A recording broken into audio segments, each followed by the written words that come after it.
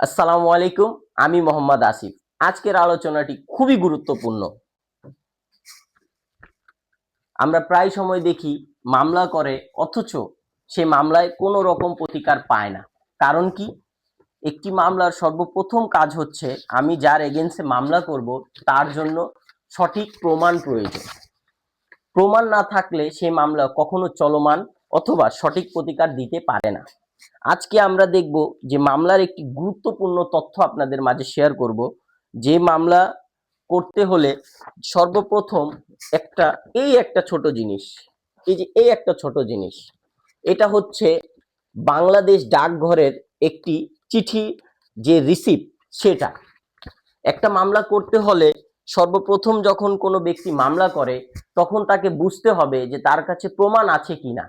এখন অনেক কেউ আমাদেরকে ফোন দিয়ে বলে, আমাদের চেম্বারে আসে, চেম্বারে এসে বলে আমাকে এই কথা বলেছে, ওর সামনে বলেছে, এর সামনে বলেছে, অথচ কোনো প্রুফ থাকে না। আর আইন সর্বদা প্রুফে চলে, প্রমাণে চলে। এখন এই একটা ছোট জিনিস, সেটা আপনার অনেক বড় প্রুফ হতে পারে।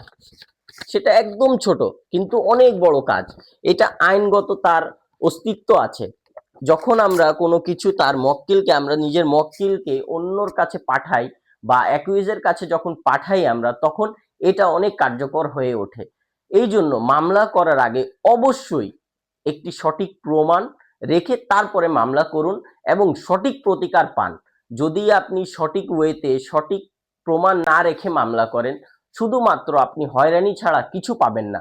সর্বপ্রথম কোর্টে যাবেন, সময় লস, অর্থ লস, আপনার পরিশ্রম লস, প্রতিটা ক্ষেত্র আপনার লস ছাড়া কিছু হবে না। এই জন্য মামলার সর্বপ্রথম প্রমাণ একত্রিত করুন এবং সঠিক আইনজীবীর সাথে পরামর্শ করুন। মামলা কখনো মানুষের জীবন সহজ করতে পারে না।